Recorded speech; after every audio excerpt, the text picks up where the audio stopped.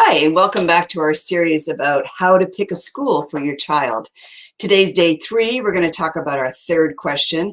And really, does your school that you're looking at for your child teach practical things? Let's face it, we need to get out of school being able to function in the world. And so ensuring that they're engaged in a lot of creative and imaginative play really helps them to develop their executive functioning. Why is that important? Well, executive functioning allows you to control impulses and strong emotions. So being able to be in a play-based environment is super important.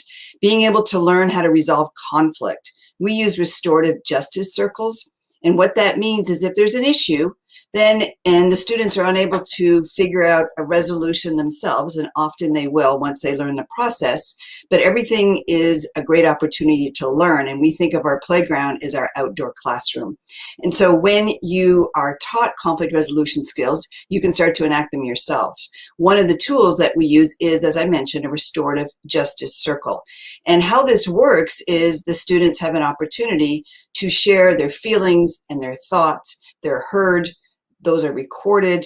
There's a teacher to facilitate it, and they come up with a solution. They're very solution-based, really getting clear on using I statements and really being willing to listen and knowing that they can trust the facilitator, the teacher, the staff member, that they will get a chance to tell their side of the story as soon as it's their turn. And all of that takes a high level of executive functioning. Other things that I think are really important is how do you truly communicate what you're thinking? Well, we teach public speaking. That's right. Our 3rd through 5th graders are enrolled in a course very similar to a Toastmasters program where they have different roles that they play. So they learn not only how to speak, but how to run a meeting, how to take turns, how to evaluate someone else's speaking, which is not easy to do with your peers, but they get really good at it. They get so good at it that if they don't do a good evaluation, our speakers are insulted. It's like, I worked really hard on this and I expect you to help me get better at what I'm doing. And so those are really good skills. The other thing that happens is that someone has the job of being the timer. Our speeches have to be within a certain time frame, typically 4 minutes to 5 minutes. And so they have different cards that they hold up. Green meaning you've made the 4-minute mark. Yellow meaning you're at 4.5 minutes. 5 meaning you've gone over. And so they have to learn how to really gauge their timing correctly when giving a speech. They also do what we call table topics, which means they are given a theme for the meeting. Oftentimes, actually, they choose it. And then they'll be called on randomly by the table topics master, which is one of the other students, who has prepared a list of 5 questions. If your name is called, you have from the time you've heard the question and your name to stand up, walk to the podium, and speak on that question for 1 to 2 minutes. And the timer times you. There's also a grammarian.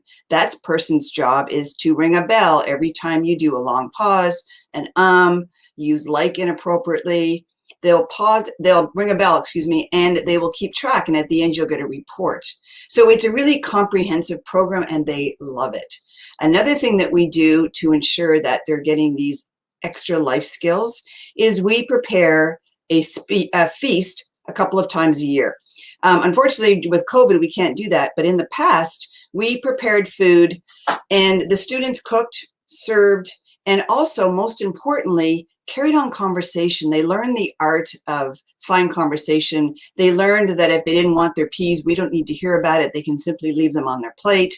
And so being able to be in that setting, we also strategically place them near somebody that they wouldn't necessarily usually talk with, so they get a chance to work on some of those skills.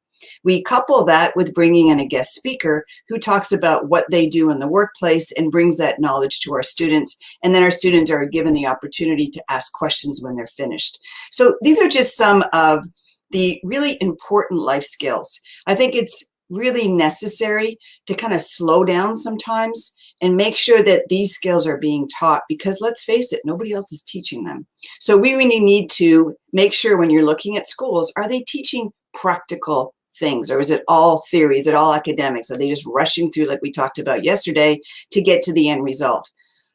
Life's too long and too important for that. So parents, be paying attention when you're looking at schools. I hope you're taking notes on these great questions. Again, I want to sign off. This is Debbie Elder with Shady Oak Primary School.